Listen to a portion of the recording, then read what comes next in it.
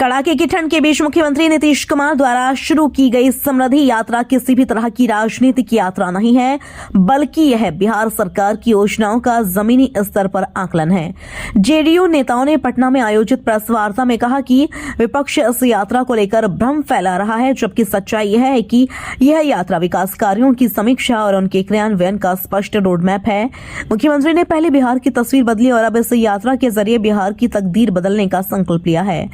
पश्चिम चंपारण, जो कभी भय और अपराध के लिए जाना जाता था, आज पर्यटन का बड़ा केंद्र बन चुका है और वहां लाखों पर्यटक पहुंच रहे हैं। प्रवासी मजदूरों को स्थानीय स्तर पर रोजगार मिला है। चनपटिया मॉडल सफल हुआ है और बिहार के उत्पाद विदेशों तक निर्यात हो रहे हैं। जदयू का कहना है कि नीतीश सरकार ने भयमुक्त वातावरण, रोजगार, पर्यटन और किसानों की आय बढ़ाने का काम किया है और समृद्धि यात्रा उसी विकास की सच्ची तस्वीर है। बिहार स्वाभिमान बटालियन वहां बनाया है। थारू जनजाति की बेटियों के लिए श्रद्धेय अटल बिहारी वाजपेयी जी की सरकार में उस पर अनुसूचित जनजाति का दर्जा दिया गया।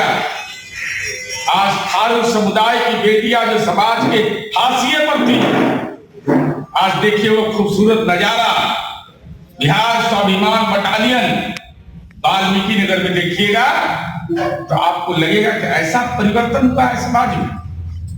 मैं एक सामाजिक परिवर्तन की बात कर रहा था, तो माननीय और कोई काहू मगन, कोई काहू मगन। माननीय नीतीश कुमार जी मगन है बिहार के समृद्धि में। एक बेचारा मगन है महुआबाग में घर बनाओ, कौटिल नगर में घर बनाओ। यह समृद्धि का पैमाना है। हमारा पैमाना है कि बिहार की 14 करोड़ जनता की समृद्धि हो, लेकिन दूसरी तरफ चिंता है कि हमारा महुआबाग का घर समृद्धिशाली नजर आए, हमारा कौटिल नगर का घर समृद्धिशाली नजर आवे। और हम आपके माध्यम से पूछना चाहते हैं, ट्विटर के माध्यम से बोलेंगे तो पकड़िए नहीं। ये क्रिया खा करके एक पिताजी भी क्रिया खाएगा।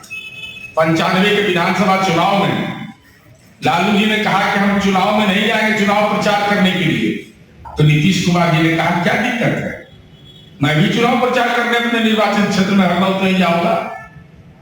तो लालू जी अपना संकल्प तोड़ दिए, क्रिया तोड़ दिए, और नीतीश जी उस रास्ते से नहीं जुड़े 95 के चुनाव में, और जनता ने प्रचंड जनादेश देकर उनको विधायक बनाया था 95। तो जब इसके पिताजी क्रिया तोड़ सकते हैं तो बेटा को ही निकम्मा करेगा। इसलिए हमको आशंका है, लेकिन ट्विटर पर मौन व्रत तोड़िए और यह बताइए कि क्या नीतीश कुमार जी ने जैसे कल कुमार बाग औद्योगिक क्षेत्र का निरीक्षण किया, 15 वर्ष का पति पत्नी का शासनकाल, एक औद्योगिक क्षेत्र बिहार में बनाया? अगर एक का भी नाम बताइए तो हम जाने कि ट्विटर बोलता है। ट्विटर खामोश है आजकल। 33,000 का राजनीतिक वोट का करंट लग गया है, बोलिए नहीं निकल रहा है। और माननीय नीतीश कुमार जी ने 153 करोड़ की योजनाओं की नींव रखी। 153 करोड़, ये 13 करोड़ जो बता दे तो 15 साल में क्या किया है लोग। रोडवा बनाता था, गिटिए गिर जाता था, अलकतरे गिर जाता था। ये सब तो खैर बातें दूर का चीज था, ये सब तो सोचना भी व्यर्थ था। और नीतीश कुमार जी ने कल जन संवाद किया, तब सुनाई पड़ा कि कान में कुछ श्रवण शक्ति कमजोर भी है। कल नीतीश कुमार जी जनता को संबोधित कर रहे थे और लंबे समय तक संबोधित उन्होंने किया, मीडिया ने भी उसको रिले किया। ये बात समझ में आया कि नहीं? इसलिए हम केवल यह कहना चाहते हैं कि नीतीश कुमार जी ने इस बिहार की तस्वीर बदली है, एनडीए ने तस्वीर बदला है। तकदीर बदलने की हम लड़ाई लड़ रहे हैं, और तकदीर बदलने में जिन मानकों का पालन करना है वह 7 निश्चय पार्ट 3 में परिलक्षित होता है। तो नीतीश कुमार जी जीआई टैग दिलवा दिए। अब समझिए उसका लाभ किसानों को कितना मिला। ये लोग अपना घर में के जीआई टैग करा। इसलिए आज का संवाददाता सम्मेलन का मेरा मूल उद्देश्य यही है कि यात्राओं की श्रृंखला में नीतीश कुमार जी ने समृद्धि यात्रा जिसका नाम दिया है, वो तस्वीर तो हमने बदल दी बिहार की, तकदीर बदलने की लड़ाई में सहायक होगा। दूसरा, हमारा जो निर्माण के क्षेत्र के साथ साथ कृषि के क्षेत्र में जो हमारी उपलब्धियां हैं, जो टूरिज्म के क्षेत्र में हमने उपलब्धियां हासिल की है, जो गांधी का चंपारण भांगल का चंपारण हो गया था, उस चंपारण की तस्वीर हमने बदली है। तो हम यह उम्मीद करते हैं कि समृद्धि यात्रा नीतीश कुमार जी के विकास के मानक को मजबूत करेगा और विपक्ष राजनीतिक रूप से कौमा में रहने के बावजूद ट्विटर बबुआ ट्वीट से कम बोलिए। ये लोकतंत्र में जनता अपेक्षा करती है कि विपक्ष का नेता राजनीतिक रूप से अवसाद ग्रसित नहीं हो जाए, कौमा में नहीं चला जाए, इसलिए ट्विटर से बोलिए, ट्विटर से तो आपका काम चल रहा है। ये समृद्धि यात्रा माननीय मुख्यमंत्री जी का कल से शुरू हुआ है। राष्ट्रपिता महात्मा गांधी के चरणों में शीश झुकाकर बिहार की तस्वीर तो हमने बदल दी, लेकिन तकदीर बदलने की लड़ाई, और उसी का नाम है समृद्धि यात्रा। समृद्धि अपने लिए नहीं, अपने परिवार के लिए नहीं, अपने नाते रिश्तेदार के लिए नहीं, बल्कि बिहार के 14 करोड़ जनता के हितों को समर्पित किया हमारा समृद्धि यात्रा है। 7 निश्चय पार्ट 3 ये राज्य को विकसित राज्य की श्रेणी में लाकर खड़ा करने में जो कार्य योजना का अंग है हमारा, उस दिशा में काम करना, 7 निश्चय पार्ट 1-2 की समीक्षा करना।